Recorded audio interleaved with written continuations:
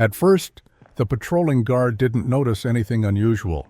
However, when he turned back, the inmate who was drawing nearby suddenly looked anxious. Sensing something was wrong, the guard stopped in front of the cell and refused to leave. But just then, his baton accidentally fell to the ground. Even with such a loud noise, the man on the bed didn't move an inch, catching the guard's attention. The guard stood up, growing more suspicious, and reached out to check on him. Luckily, the man had already returned to his cell, trying to relax the guard's vigilance. The next day, the man told his cellmate about what he had noticed the previous night. He said they would need someone's help to inspect the iron bars. Luckily, one of the inmates had already dug a tunnel, so the plan could proceed smoothly. That night, the two of them climbed up again quietly. With the help of his cellmate, the man managed to touch the iron bars, but he was horrified to find that the bars were fastened tightly with rivets. Without any tools, removing the rivets seemed almost impossible. The next day, during music class, the man was lost in thought, searching for a solution. Suddenly, he glanced at a small fan on a nearby desk, and a brilliant idea struck him. After the music class, he secretly placed the fan into his bag. However, his sneaky action was noticed by his timid cellmate, who looked nervous while they were lining up to leave. This caught the guard's attention, and he prepared to search the cellmate's bag. Surprisingly, the man didn't leave. Instead, he volunteered to have his own bag checked first. The guard, however, wasn't fooled and insisted on searching the nervous cellmate's bag. The man took this opportunity to walk away unnoticed. Back in his cell with his brilliant mind and an IQ of 250, he managed to transform the fan into a makeshift electric drill. Once everything was ready, the two climbed to the roof again and used the electric drill on the rivets. Although they were careful, the faint sound still caught the attention of the patrolling guard, who came up to investigate. But when he arrived, the noise had disappeared, as the man had already completed his task. Now only the final challenge remained: how to reach the shore. The prison was located on a small island, 10 kilometers away from the mainland. Not only would they have to endure the freezing cold water, but they would also face the relentless waves. Even an excellent swimmer couldn't possibly make it to shore. So the man came up with an idea.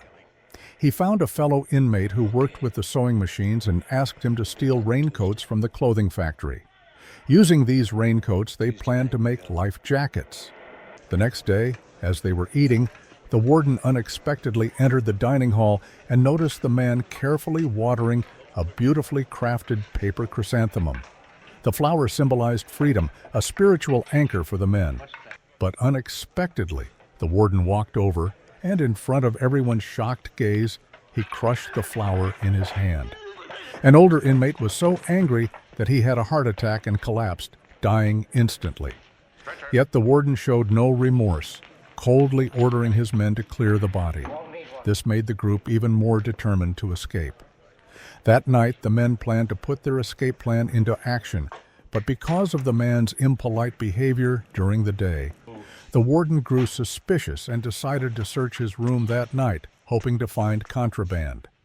After a thorough search, they found nothing. Just when the warden was about to leave, he noticed a box in the corner of the room, making the man's heart race. Luckily, the warden didn't discover the hidden vent. He just wanted to check the box for contraband, but found nothing. Frustrated, the warden left, but he wasn't ready to give up. He decided that the next morning, the man would be transferred to another cell. Little did he know that night would change the history of Alcatraz prison forever. That night, the three men climbed to the roof only to discover that one of their comrades was missing. The remaining companion was the timid one, trembling with fear, unable to join them on this risky venture. The three men quickly realized why he hadn't moved, so they decided not to wait any longer. They worked together to send one man up to remove the roof's cover. Unfortunately, they accidentally made a loud noise, causing the rooftop guard to shine his spotlight around. Luckily, nothing was discovered, and once the guard left, their companion climbed through the hole. The two men below quickly followed. They crawled along the roof, avoiding the spotlight. Finally, the timid companion, after much hesitation, made up his mind. But by the time he reached the rooftop, the other three had already disappeared, and he lost his chance to escape. Outside, the three men successfully dodged the searchlights and reached the edge of the roof. They quickly put on their homemade life vests and climbed down a pipe, leaving the prison behind. Unfortunately, one companion accidentally tore his life vest, but didn't dare stop. They reached the last fence and climbed over it. But their hearts hadn't settled yet because one final obstacle awaited them. They ran to the shore where they had hidden a raft they had made earlier. They frantically inflated the raft, knowing every second counted. 3 minutes later, the raft was ready, and the three men stepped into the freezing water. As they disappeared into the darkness, the prison remained unaware of their escape. The next day, as the sun rose, the prison was about to face a chaotic day. All the other inmates had already gotten up, but the man was still sound asleep in his bed. An angry guard rushed in, ready to punish him, only to discover that the man was just a dummy.